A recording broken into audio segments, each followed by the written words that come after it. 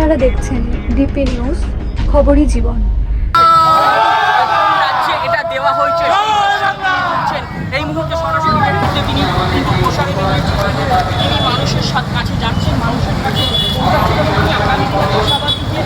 আগামী নির্বাচনে, আগামী বিধানসভা নির্বাচনে কিন্তু চণ্ডীতলার মানুষ তার রবিবাসরীয় প্রচারে চণ্ডীতলা বিধানসভার এলাকায় ঝড় তুললেন তৃণমূল প্রার্থী স্বাতী খন্দকার। হুডখোলা গাড়িতে চেপে চণ্ডীতলা বিধানসভার বিভিন্ন এলাকায় প্রচার করেন তিনি। চতুর্থবারের জন্য তৃণমূলের এই প্রার্থী আশাবাদী এবারেও তিনি ভালো ফল করবেন।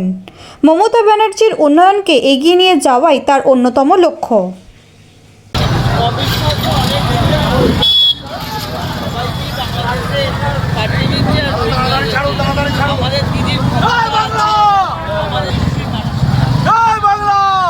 গরমের মধ্যে গরম, আমাদের শীত, বর্ষা, তৃণমূলের সৈনিকরা সবসময় রাস্তায় আছে মানুষের জন্য। আর মমতা বন্দ্যোপাধ্যায়ের উন্নয়ন মানুষের বাড়িতে গিয়ে পৌঁছে দিয়ে আসছে, তাই গরমটা আমাদের কাছে কিছু নয়।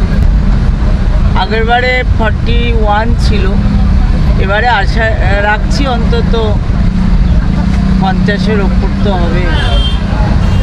আমার কোনোটাই শক্ত নিজেকে মনে হচ্ছে।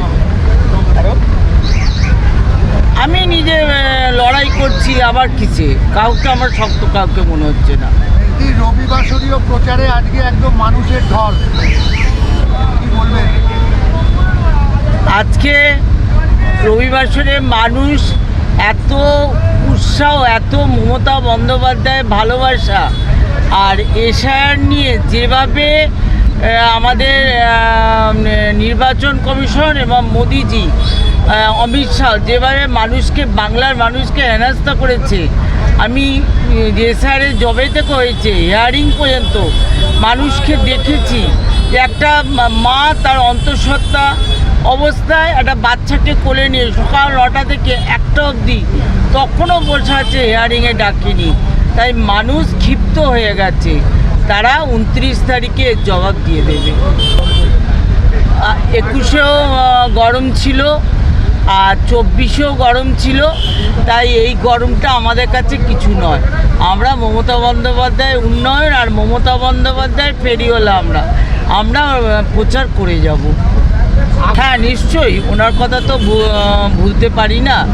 উনি এখানকার অনুর্বর জমিকে যেভাবে উর্বর করে দিয়ে গেছেন, ওনার বীজ যে ব্যাপন করে দিয়ে গেছেন, তার ফলস্বরূপ আমি খাচ্ছি এখানে, আর মানুষের কাছে পৌঁছে দিচ্ছি দিদির উন্নয়ন।